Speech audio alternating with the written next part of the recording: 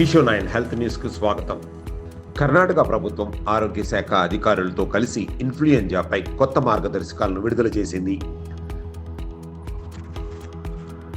ఐరోపా ఆరోగ్య శాఖ ఒక పెద్ద ఆరోగ్య హెచ్చరిక చేసింది. ఫ్లూ కేసులు భారీగా పెరిగి 17 మంది మరణాలకు నమోదైనట్లుగా, చిన్నపిల్లలు అత్యంత ప్రమాదంలో ఉన్నట్లుగా వైద్యులు చెబుతున్నారు. అమెరికా అధ్యక్షుడు ప్రముఖ ఔషధాల కంపెనీలతో ఒప్పందం చేసుకుని మందుల యొక్క ధరలను గణనీయంగా తగ్గించాలని నిర్ణయం తీసుకున్నారు. దీనికి గాను చాలా వరకు మందులు 70% వరకు దాని యొక్క ప్రస్తుత ధర పడిపోయినట్లుగా తెలుస్తుంది. WHO మరియు భారతదేశం కలిసి నిర్వహించినటువంటి గ్లోబల్ సమ్మిట్ ట్రెడిషనల్ మెడిసిన్ లో సుదీర్ఘ ఆరోగ్య వ్యవస్థలలో సాంప్రదాయ వైద్యాన్ని ఎలా ప్రవేశపెట్టాలో, ప్రపంచ దేశాల్లో దీనిని ప్రాచుర్యాన్ని ఎలా విస్తరింపచేయాలో అన్న విషయాల మీద సుదీర్ఘంగా చర్చ జరిగినట్లు తెలుస్తుంది. షుగర్ వ్యాధి ప్రపంచాన్ని చుట్టుముట్టినట్లుగా తెలుస్తుంది.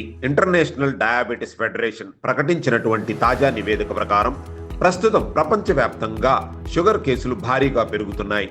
2050 నాటికి దీని ప్రభావం మరింత ఎక్కువగా ఉంటుందని, ఎక్కువ మంది ప్రజలు డయాబెటిస్ చేత బాధపడుతూ ఉంటారని ఆరోగ్య సమాచారం.